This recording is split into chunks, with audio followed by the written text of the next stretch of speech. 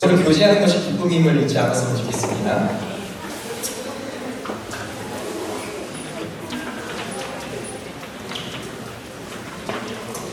네, 우리 오늘 함께 말씀을 보도록 하겠습니다.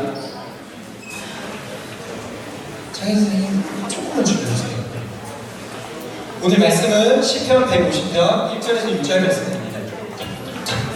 한번 성경책을 찾아볼게요.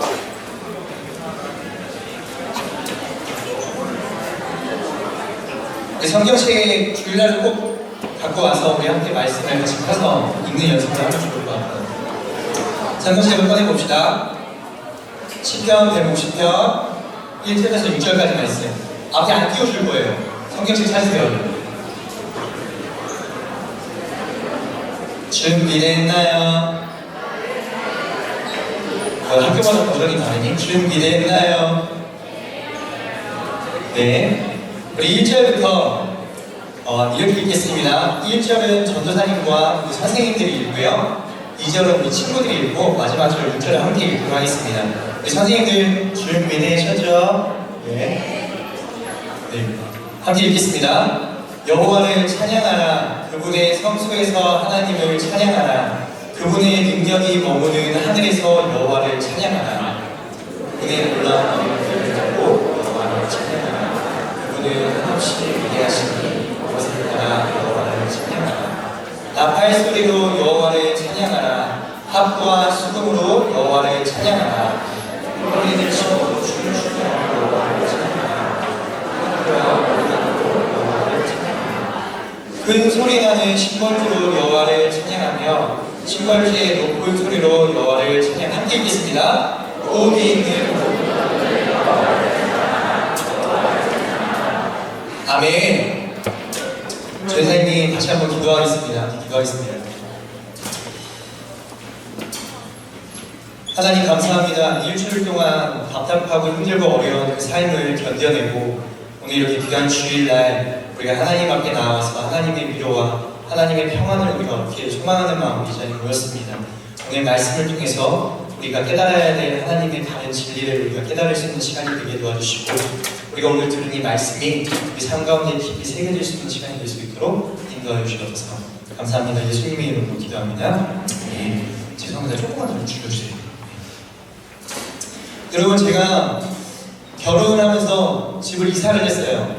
부모님하고 같이 살다가 이제 전사님 아내하고 같이 살려고 집을 이사를 했겠죠. 당연히 이사를 사는데 이사하면서 막 이것저것 책 같은 것들을 정리하다 보니까 전도사님이 초등학교 6학년 때 전도사님 반에서 친구들하고 같이 이렇게 책을 한 권 낸 적이 있어요. 문집이라고 그러죠. 책을 한 권 낸 적이 있는데 이렇게 생겼어요. 1996년에 썼습니다. 여러분 1996년에 어디 있었어요? 아직 하나님이 계획도 안 하셨을 수도 있어요. 96년에 6학년 2반이었어요. 비싼 초등학교를 나왔습니다. 제목은 여러분들이 원하는 숙제 없는 날. 저도 같은 걸 원했었어요. 근데 여기 이 책을 제가 이제 정리하다가 앉아서 읽어보니까 제가 썼던 글들이 되게 많이 있더라고요. 근데 차마 너무 이상해서 갖고 올 수 없었고 좀 갖고 올 수 있었던 게 딱 하나 있었는데 제가 시를 하나 썼더라고요. 친구들하고 같이 모여서 시를 썼어요. 시를 보여드릴게요. 이 제가 쓴 시예요. 창문을 열면 애들 웃음소리 교실에 하나 가득 마주치는 눈빛마다 초록빛 꿈 가슴에 하나 가득 새침대기, 구데기, 라면머리, 옥수수 칠판에 별명이 하나 가득하여도 모두가 파란 하늘빛 붙었네요. 오, 감사하죠. 근데 이게 굉장히 대단한 거예요. 이게 막 그 운율이 맞고 막 되게 막 장난 아니고 비와이 뭐 이런 사람들 봐서 깜짝 놀랐어요. 그죠? 비웃냐? 아니죠. 전도사님 6학년 2반이 지금도 기억나요. 가장 전도사님이 행복했던 시절이 언제냐면 전 6학년 때였어요. 선생님들하고 친구들하고 가장 즐겁게 놀았던 시간. 근데 그때 전도사님 반이 운동장이 가장 훤히 보이는 가장 높은 곳에 운동장이 가장 가까운 곳에 있어서 창문만 열면 점심시간에 막 애들이 뛰노는 소리들이 막 너무 시끄럽게 들릴 정도로 막 짜식거렸던 교실이었어요. 그래서 전도사님이 그런 것들을 비유해서 생각해서 썼던 것 같아요. 이 중간에 보면 새침대기, 구데기, 라면머리, 옥수수 이거 뭐냐면 전도사님 반에 있는 친구들 별명이에요. 저 지금도 기억해요. 왠 제가 쓴 거니까. 새침대기는 강은정이라는 친구였어요. 강은정. 우리 반 부회장. 걔들 말해도 대꾸도 안 해요. 뭐 엄청 막 무시하는 친구였어요. 그래서 제가 새침대기라는 별명을 지었고, 구데기. 저 친구는 저랑 가장 친했던 구영어라는 친구입니다. 지금도 연락을 주고받는 친구인데 할 별명이 없어요. 그냥 상위 무시해서 제가 구데기라고 지었어요. 라면머리. 저 라면머리는 충격적으로 여자아이입니다. 여자아이인데 정말 머리가 그냥 이렇게 짧은 뽀글뽀글이 아니라 여기까지 오는 빠글빠글한 머리인데 파마한 머리가 아니라 그 이제 곱슬머리인데 곱슬머리를 길러가지고 여기까지 오는. 근데 이게 곱슬머리가 길어서 여기까지 오니까 머리가 그냥 이렇게 친구들처럼 이렇게 가느다랗게 오는 게 아니라 그래서 제가 별명을 라면머리로 지었어요. 저 옥수수, 저 제 별명입니다. 저 옥수수는 구데기가 지어준 거예요. 근데 저 옥수수는 무슨 의미냐면 전사님이 초등학교 6학년 때 저 친구가 지어준 별명이 대학교 때까지 갔어요. 지금까지도 저 별명이 저한테 있는데 제가 머리를 짧게 자르면 뒤통수가 납작해서 뒤에서 보면 옥수수 알갱이처럼 생겼다고 해서 별명이 옥수수예요. 굉장하죠. 엄청난 함축적인 의미들을 담고 있는 굉장히 위대한 시입니다. 그거 비와이가 봤어야 되는데 제가 썼던 시예요. 제가 또 다른 시를 몇 개 보여드리겠습니다. 여러분 하상욱이라는 분 아세요? 알아요? 그분이 되게 짧게 시를 잘 쓰시죠? 본 적 있으세요? 제가 몇 개 갖고 왔습니다. 이게 뭐라고 일이 힘들까? 제목은 메뉴 선택. 이 시의 제목이에요. 공감이 돼요? 공감이 돼요? 자, 다음 거. 늘 고마운 당신인데 바보처럼 짜증내요. 뭘까요? 알라. 저 이거 보면서 진짜 공감을 많이 했던 것 같아요. 자, 봅시다. 너의 진짜 모습, 나의 진짜 모습 사라졌어. 뭘까요? 이거 너네 완전히 공감할걸? 포토샵. 그치?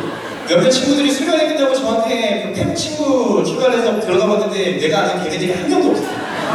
그래서 내가 막 누구야 반갑다고 인사를 하고 싶은데 이름이랑 얼굴이 매칭이 안 돼서 제가 말을 한 번도 걸어본 적이 없어요. 친구들이 말을 걸 때만 대답을 하고 있습니다. 그런 이유예요. 제가 말을 안 하는 이유가. 삶을 향한 너의 집념, 너를 향한 나의 박수. 이거 좀 대박이에요. 이 제목 보세요. 죽어라 모기새. 기가 막히죠. 네, 진짜 내가 이거 대단해. 자, 이거는 좀 공감이 되는데 자세히 안 보여요. 좋은 건 싫대, 싫은 건 좋대. 엄마.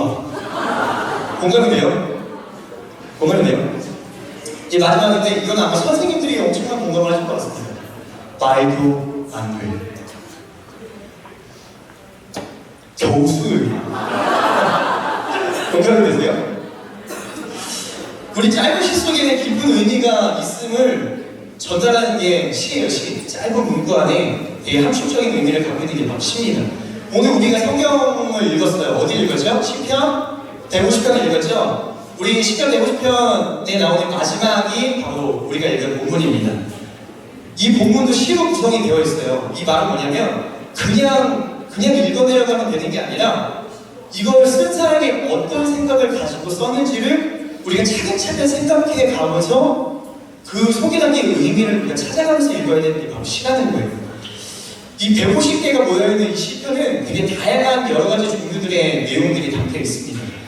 하나님께 도와달라고 고백하는 그런 고백도 있고요. 하나님께 감사를 드리는 감사의 고백도 있고요.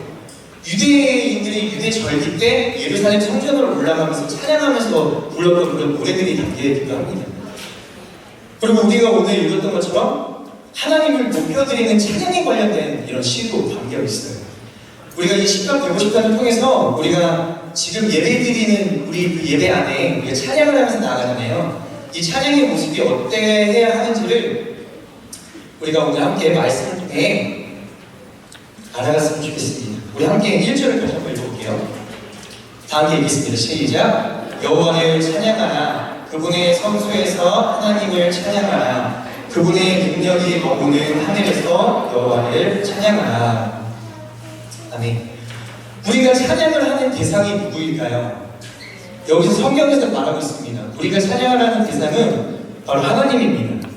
우리가 예배드리면서 찬양하는 대상은 오직 하나님이에요. 그렇기 때문에 우리는 찬양을 하면서 가사를 잘 생각하면서 이 찬양이 어떤 의미를 담고 있는지 우리는 잘 생각하면서 하나님의 노래를 하면서 나아가야 합니다. 우리가 부르는 찬양은 일반적으로 우리가 부르는 노래와는 다릅니다. 노래는 아무거나 노래가 될 수 있어요. 내가 옆에 있는 친구한테 에라랑 하면서 뭐 니나 니노 하면서 부르는 것도 노래가 될 수 있고, 그냥 기분이 좋아서 막 걸어가면서 흥얼흥얼하는 것도 노래가 될 수 있습니다. 근데 찬양은 단순한 노래가 아니라 하나님을 높이는 것이, 하나님을 자랑하는 것이 바로 찬양이에요. 찬양이 뭐라고요? 하나님을 높이는 것, 하나님을 자랑하는 것, 이것이 바로 찬양입니다. 우리 방금 읽었던 1절 맨 처음에 여호와를 찬양하라는 말로 성경이 시작이 되고 있어요. 우리 하나님을 자랑하고 높이는 것, 하나님이 그 하나님 되심을 칭찬하는 것이 바로 찬양이에요. 다른 성경에는 이 여호와를 찬양하라는 말이 한 문장, 한 단어로 나와 있어요. 네 글자로. 뭐냐면 여러분들이 다 아는 할렐루야라는 말이에요. 할렐루야가 무슨 뜻이라고요? 여호와를 찬양하라. 뜻이 뭔지 알겠죠? 할렐루야. 우리가 항상 예배 때마다 저 선생님이 할렐루야 하면 여러분들이 예배 전에 아멘 하고 대답을 하죠? 그죠? 할렐루야? 할렐루야? 아멘. 하나님을 찬양합시다라고, 여호와를 찬양합시다라고 전사님이 얘기했더니 여러분들이 아멘이라고 그렇게 하겠다라고 고백을 하는 거예요. 여호와를 찬양하겠습니다라고.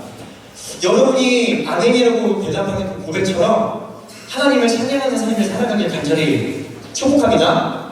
아멘. 그런 삶을 살아가세요. 근데 1절을 보니까 하나님을 찬양할 때 어디에서 하나님을 찬양하라고 설명을 해주고 있어요. 바로 뭐냐면 첫 번째는 성소에서입니다. 하나님이 머무르시는 곳. 그 당시에 유대인들에게 하나님이 머무르시는 곳은 어디였어요? 예루살렘 성전이었습니다. 우리에게는 그럼 어디일까요? 그쵸? 교회입니다. 우리는 교회에서 함께 모여서 하나님을 찬양해야 되는 의무가 있는 거예요. 혼자서 찬양하는 것도 하나님이 기뻐하시지만 함께 모여서 우리가 하나님의 예배와 하나님을 찬양하는 것은 그와 마찬가지로 굉장히 중요한 것입니다. 이거는 내 마음대로 빼먹을 수 있는 게 아니에요. 아, 내가 오늘 기분이 좋으니까 오늘 주일날 교회 가고 찬양이나 좀 해볼까? 이래가지고 주일날 찬양하러 오는 게 아니라 우리의 예배는 의무입니다. 우리가 주일날 함께 모여서 하나님을 찬양하는 것은 우리의 의무라는 거예요.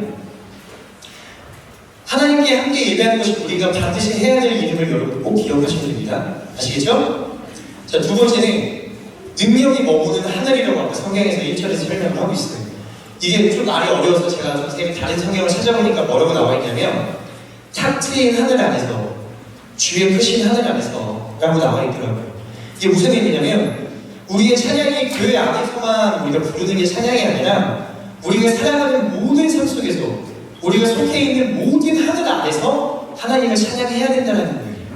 아멘? 여러분들 교회에서만 찬양하는 게 아닙니다. 집에서도, 학교에서도, 학원에서도, 친구들과의 관계에서도, 군인과의 관계에서도, 아무도 보지 않는 은밀한 곳에 혼자 있을 그때에도 우리는 하나님을 찬양해야 됩니다. 찬양이라는 것은 그 대상은 하나님 한 분만으로 특별히 해야 되지만 찬양은 내 모든 삶에서 자연스럽게 흘러나와야 되는 것이 바로 찬양인 거예요. 이 본문을 쓴 그 시인이 우리의 삶이 그러해야 한다고 말해주고 있습니다. 그럼 우리는 하나님의 무엇을 찬양을 해야 될까요? 하나님을 높이는 게 찬양이라고 했는데 우리는 하나님의 무엇을 높여야 할까요? 우리 함께 다음 구절을 한번 보도록 하겠습니다. 같이 읽어볼게요. 여보세요? 네. 시작! 그분의 놀라운 일들을 두고 여호와를 찬양하라. 그분은 한없이 위대하시니 그것을 따라 여호와를 찬양하라. 여기 보니까 노란 글씨로 적혀있죠. 놀라운 일들과 하나님의 위대하심을 찬양하라. 하나님이 이스라엘 백성들을 애굽, 이집트에서 이끌어서 구원해내시고 광야 생활을 40년 동안 하면서 하나님이 이스라엘 백성들을 보호해주셨어요. 그리고 포로로 끌려갔던 이스라엘 백성들을 회복시키셨던 놀라운 사건들, 이 모든 이스라엘의 삶에 언제나 항상 함께하고 계셨던 그 하나님의 은혜를, 그 놀라운 일들을 찬양해야 된다는 겁니다. 시편 147편에 이런 말씀이 나와 있어요. 함께 읽어볼게요. 시작! 여호와를 찬양하라. 우리 하나님께 찬양하는 것이 얼마나 좋은지요. 그분을 찬양하는 것이 얼마나 기쁘고 당연한 일인지요. 네, 이어서 읽을게요. 주께서는 예루살렘을 지으시고 이스라엘에서 쫓겨나간 사람들을 모으시며 마음이 상한 사람을 고치시고 그들의 상처를 싸매십니다. 네. 주께서는 별들의 수를 세시고 그 하나하나에 모두 이름을 붙여주십니다. 우리 주는 위대하시고 능력이 크시며 그 통찰력은 한이 없으십니다. 아멘. 여러분, 이스라엘 광야에서 먹을 게 없을 때, 목이 마를 때 이스라엘 백성들이 얼마나 하나님 앞에 불평하고 원망했는지 여러분들이 성경을 보면서 우리가 알죠.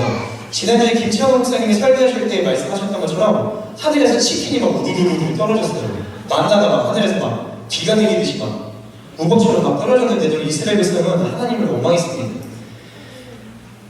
하지만 그 모든 상황에서도 하나님은 언제나 이스라엘 백성과 함께 하셨죠. 우리의 삶도 이스라엘 백성들의 삶과 마찬가지입니다.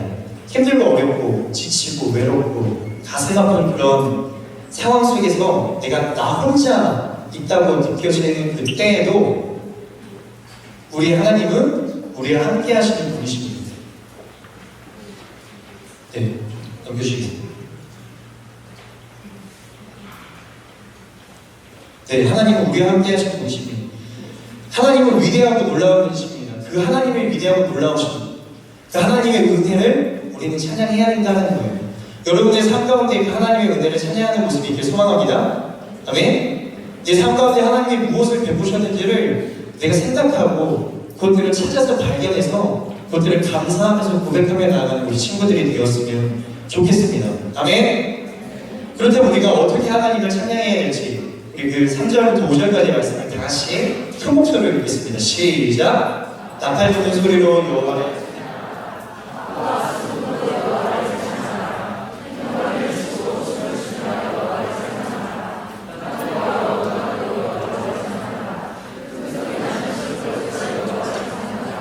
심벌지의 높은 소리로 여호와를 찬양하라. 여기 보니까 수많은 악기들이 나옵니다. 나팔, 하프, 수금, 탬버린, 춤도 있어요. 뭐 현악기, 오르간, 큰 소리 나는 심벌.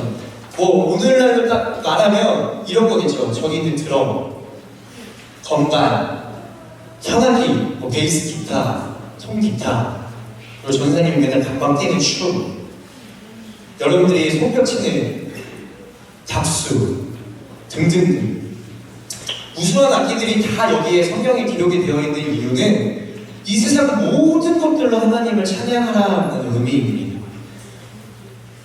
여기에는 나와 있지 않은데 오르간이라는 저 단어가 다른 표현으로는 총소라는 단어로 설명이 되고 있어요. 근데 이 총소는 뭐냐면 옛날에 이방신들을 찬양할 때 사용하는 악기였어요.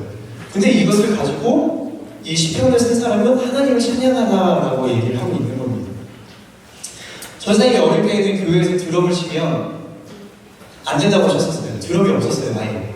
뭐 베이스 기타 이런 거는 아예 없었습니다. 그냥 피아노랑 통기타 하나. 전도사님이 고등학교 때 올라가면서 여러분들 나이 때 하나님을 만나고 교회에서 막 이렇게 악기를 연주하면서 찬양하는 게 너무 하고 싶어서 전도사님이 막 아르바이트를 해가지고 사기를 털어서 교회에 베이스 기타를 사놓고 막 드럼을 사놓고 그랬어요. 근데 그걸 다 치우시더라고요. 이런 악기로도 하나님을 찬양하면 안 된다고. 예전에 어른들은 그렇게 말씀하셨어요. 그래서 그게 그런 줄 알았어요. 근데 오늘 성경 말씀은 뭐라고 나와 있어요? 모든 악기들을 가지고 우리는 하나님을 찬양할 수 있다라고 말씀을 하고 있는 거예요.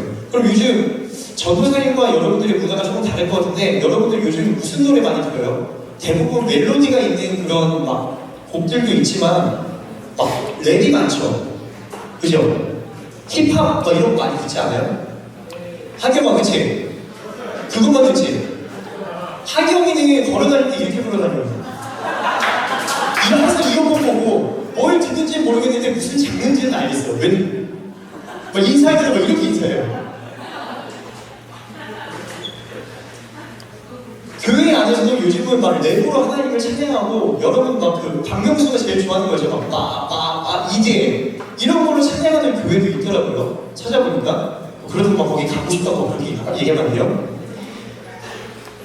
모든 악기들을 가지고 하나님의 영광을 위해서는 얼마든지 찬양할 수 있는 게 하나님이 우리에게 주신 선물인 악기입니다. 모든 것들을 가지고 찬양할 수 있어요. 단 중요한 것은 내가 빠져드는 어떤 음악이 아니라 하나님을 높이기 위한 찬양일 때 그 악기가 온전하게 사용이 되어진다는 겁니다. 그러니까 예배 드릴 때 여러분 잘 들으세요. 예배 드릴 때 악기 쳐다보지 마세요. 여러분 가끔 앞에 나와서 찬양하는 친구들 보면 가끔 뭐 이렇게 막 우리끼리 막 단추하고 찬양하잖아요. 그러면 다들 박수는 치는데 자꾸 막 저쪽을 보고 있어요. 악기는 하나님을 찬양하는 도구이지 우리가 막 거기에 심취해서 빠져들고 그런 음악적인 도구가 아닙니다. 하나님을 찬양하는 도구, 우리가 하나님을 높여드릴 때 도움을 줄 수 있는 도구가 바로 악기인 거예요. 악기에 빠져들면 안 됩니다. 찬양팀의 어떤 모습이 혹시나 멋있어 보이더라도 하나님께 온전히 집중하지 못하게 될 때 하나님이 기뻐하시지 않는 세상 악기와 다를 바가 없는 겁니다. 우리 또한, 우리의 목소리 또한 하나님을 높여드리는 악기예요. 이것을 가지고 다른 노래를 할 때 하나님이 기뻐하시지 않는 모습이 여러 가지 있을 수 있겠죠. 자, 마지막으로 6절을 함께 보도록 하겠습니다. 우리가 왜 하나님을 찬양해야 하는가? 함께 읽겠습니다. 큰 목소리로 시작. 호흡이 있는 모든 것들은 여호와를 찬양하라. 여호와를 찬양하라.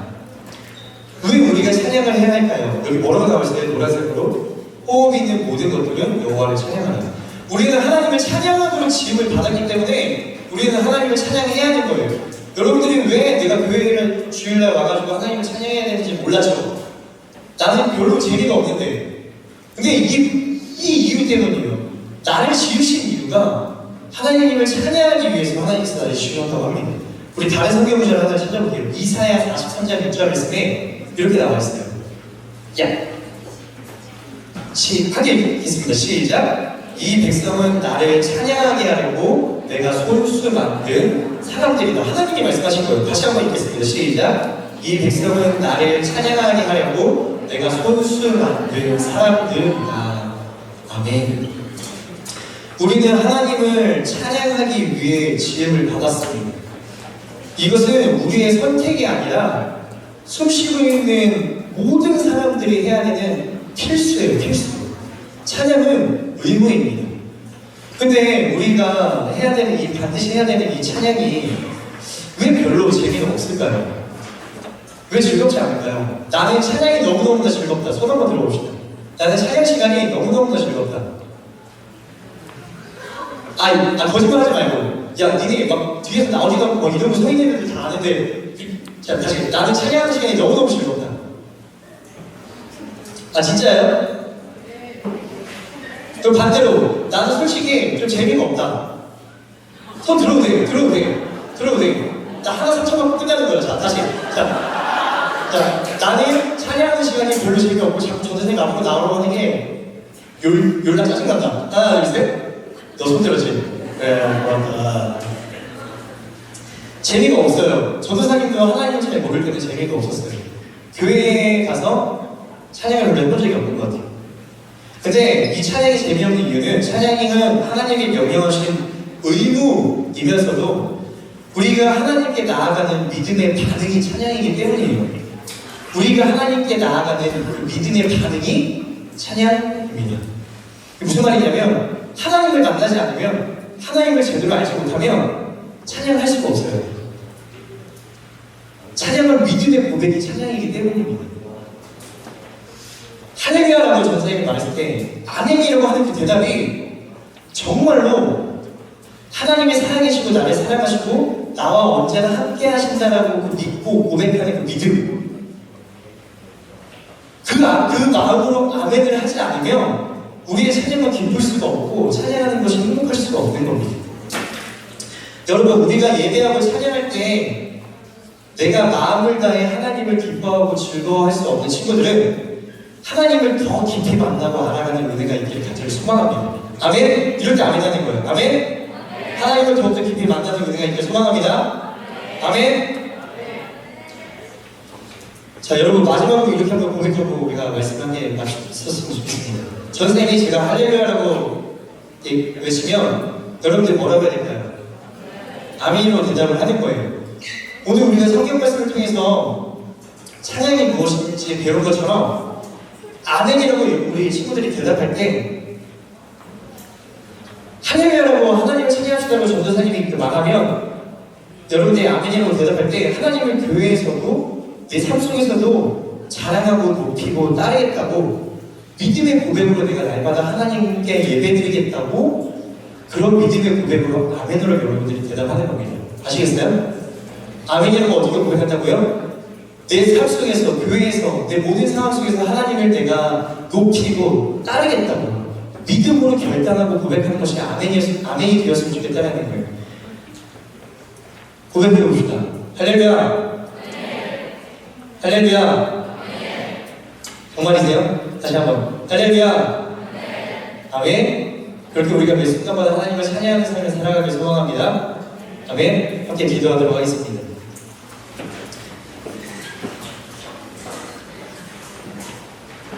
살아계신 하나님을 찬양합니다. 왕되신 주님을 우리가 높입니다. 내 모든 삶 가운데 하나님 한 분만을 의지하는 모습이 어느 상황에서도 늘 끊이지 않게 도와주시고 오늘 말씀을 통해 우리가 함께 듣고 우리가 배운 것처럼 우리 삶 가운데 언제나 하나님께서 행하셨던 그 놀라운 은혜들을 우리가 높이고 자랑하고 찬양하는 삶이 될 수 있도록 인도하여 주시옵소서. 감사드립니다. 사랑의 왕신 예수님의 이름으로 기도드립니다. 아멘.